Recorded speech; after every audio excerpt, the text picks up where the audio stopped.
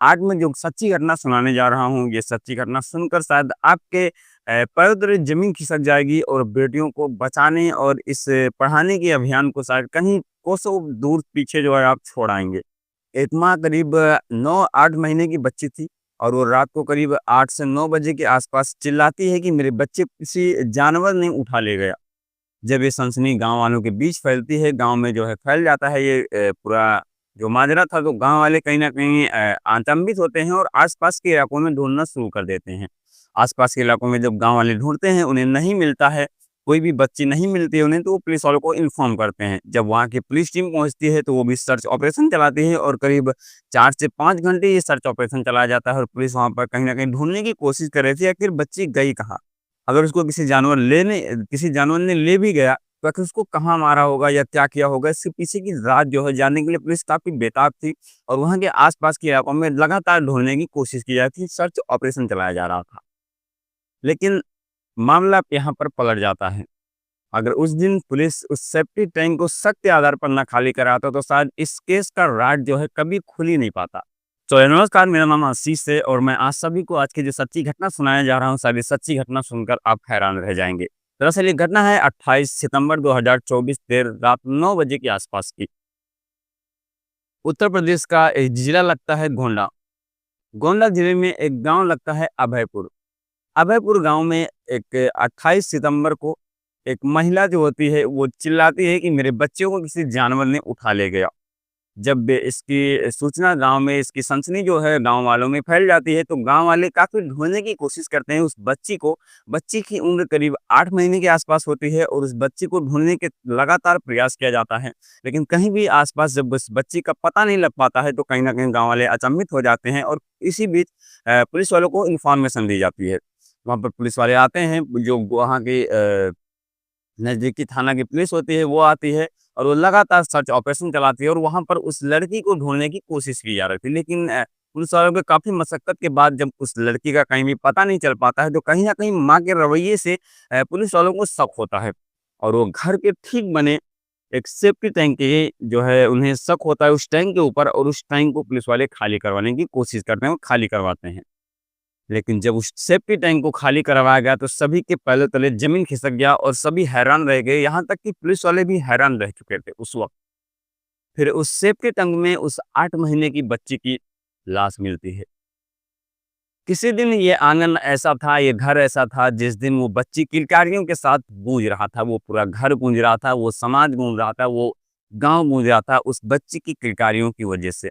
लेकिन आज वो किलकारियाँ हमेशा-हमेशा के लिए बंद हो चुकी हैं और कहीं न कहीं इस केस के पीछे एक ऐसा राज है जो शायद किसी को नहीं पता होता, अगर पुलिस वाले उस सेफ्टी टैंक को उस दिन खाली न करवाए होते। जब उस सेफ्टी टैंक से क खाली करवाया जाता है, वहाँ पर उस बच्ची की लाश को बरामद किया जाता है, उसके बाद उस बच्ची को पोस्टमार्टम के लिए भेजा जाता है, उस बच्ची की जो डेड बॉडी होती है, पोस्टमार्टम में पता चलता है कि उस बच्ची की डूबने के कारण यानी कि उसमें डिप होने के कारण उसकी मृत्यु हुई है। अब कहीं न कहीं इस केस को सामने आने के बाद माँ के ऊपर पुलिस का शक जाता है और माँ उस पुलिस जो है उस माँ को गिरफ्तार करती है। गिरफ्तार करने के बाद उसे थाने ले जाया जाता है और थाने पर उसकी कड़ाई से पूछताछ करने की कोशिश की जाती है कि आखिर इसके पीछे का रीज़न क्या है? कैसे उस बच्ची जो है वो बच्ची थी, वो कैसे टैंक में गिरी, क्या हुआ? उस वक़्त भी माँ जो है एक कहानी सुनाती है, जो कि कहानी शायद सुनकर बहुत ही दर्दनाक कहानी है। ये सुनकर शायद आपके ज़हन में लड़कियों के प्रति आखिर क्या हो रहा है, ये सुनकर आप हैरान रह जाएँगे।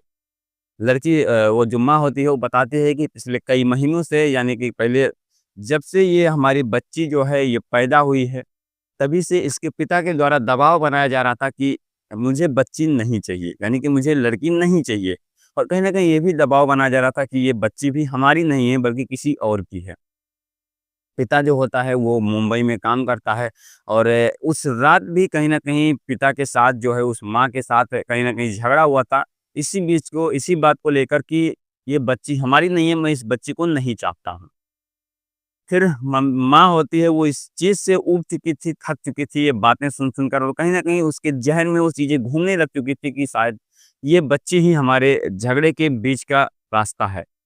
फिर उस माँ ने जो है उस बच्ची को सेफ्टी टैंक में फेंका और फेंकने के बाद गाँव वालों में हल्ला कर दिया। ताकि इस मामले की जो है कहीं न कहीं छानबीन जब हो तो वो पकड़ी ना जाए और इस बच्ची को सेफ्टी टैंक में फेंक दिया और गाँव वालों में हल्ला कर दिया कि मेरी बच्ची को किसी जानवर जो है ने उठा ले गया। लेकिन कहीं न कहीं अब हमें सोचने की बात होती है कि आखिर ये हमारा समाज जो है ये कहाँ किस ओर जा रहा है? हर किसी को बहन चाहिए, हर किसी को बीबी चाहिए लेकिन बेटी क्यों नहीं? आखिर बेटी ने ऐसा क्या बिगाड़ा है?